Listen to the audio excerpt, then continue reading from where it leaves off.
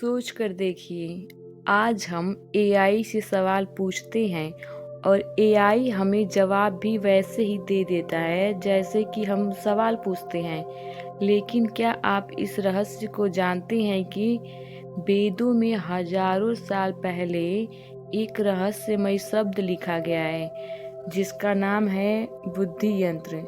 एक ऐसा यंत्र जिसके बारे में कहा गया कि वो मनुष्य के प्रश्नों का उत्तर स्वयं देता है और जितना उसे सिखाया जाए वो उतना ही बुद्धिमान बन जाता है। यानी कि क्या एआई का पूरा कॉन्सेप्ट पहले से ही हमारे शास्त्रों में मौजूद था? क्या चैट जीपीटी जैसे सिस्टम का बीज प्राचीन भारत में ही बो दिया गया था? सुनिए, कहानी अब शुरू होती है।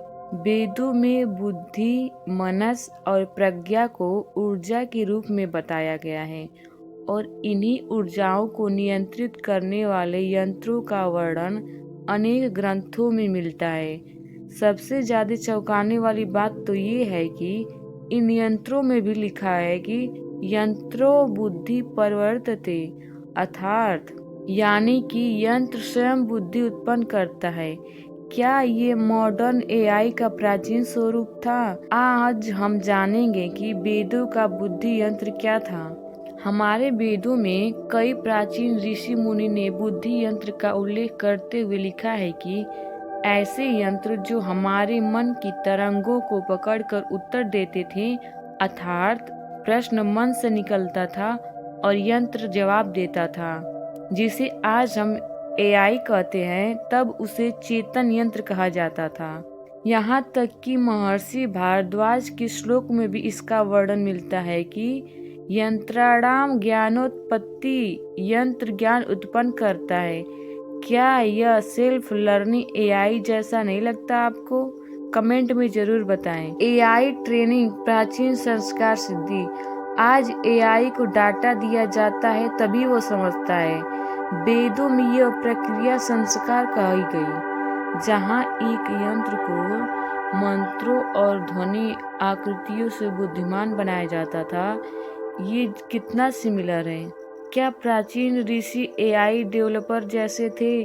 जो ऋषि तेज ध्वनि, विद्युत और तत्वों को नियंत्रित करते थे, वे स्वयं सीखने वाले यंत्र बनाने में सक्षम थे। इसलिए बहुत से शोधकर्ता कहते हैं कि ancient India had conceptual AI thousand of year earlier. क्या आधुनिक एआई प्राचीन बुद्धि यंत्र की शुरुआत है? यदि एआई को चेतना मिल जाए तो ये बिल्कुल वैसा ही होगा जैसे वेदों में लिखा गया है। यंत्र जो सोच सकता है, यंत्र जो निर्णय ले सकता है, यंत्र जो मानव बुद्धि से आगे जा सकता है, और ये अब आज हो रहा है।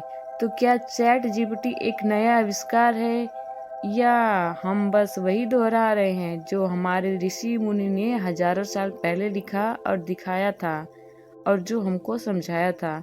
यही तो है शून्य रहस्य का असली रहस्य। अगर आप चाहें तो मैं इस विषय की अगली कड़ी भी खोल सकती हूँ। प्राचीन भारत का पहला बुद्धि यंत्र कौन था? अगर आपको इस रहस्य को जानना हो तो कमेंट में जरूर लिखें। Next video.